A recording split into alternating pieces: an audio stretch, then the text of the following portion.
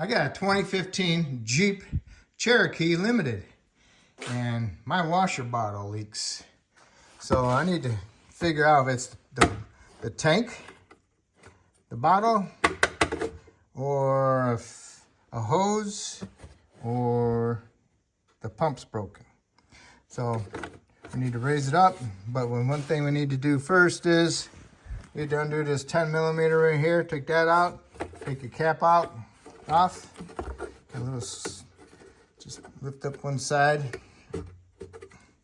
preferably over there so you don't damage it. Sometimes they come with new ones, but I'm taking this one off because it might get stuck on something trying to pull it out. So I'm gonna remove that 10, and then I'm gonna raise it up, and we'll see how it comes out. All right, remove driver's side tire. I'll basically jack it up and support it. Remove driver's side tire. It's got a 10 here, a clip there, and a clip there.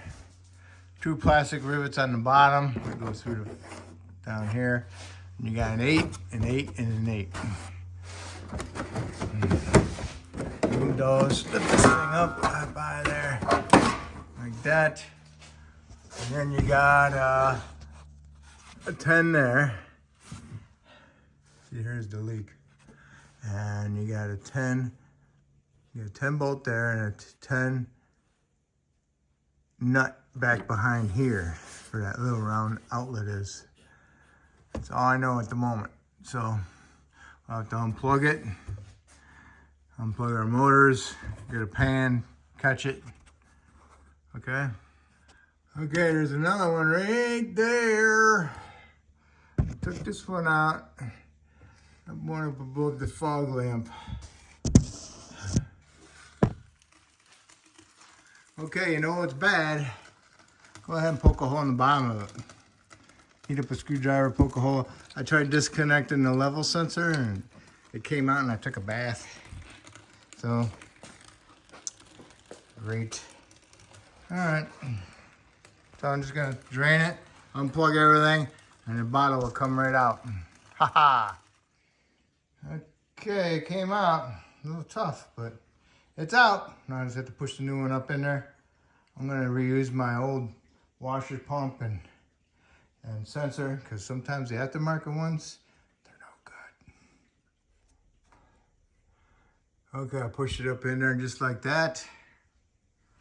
Now all I gotta do is just pull it towards the fender a little bit and twist it and get it in my little studs. And I can put my nuts on and bolt in there. All right, so if you never ever removed one of these, it pushes in and then it clips into this little notch right here with this little stud sticking up.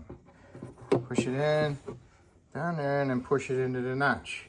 To remove it, you pull it out of the notch and then you pull it out of the little gasket, okay? So it clips in like that. It's in there pretty tough, okay? All right. All right, everything back to normal down here.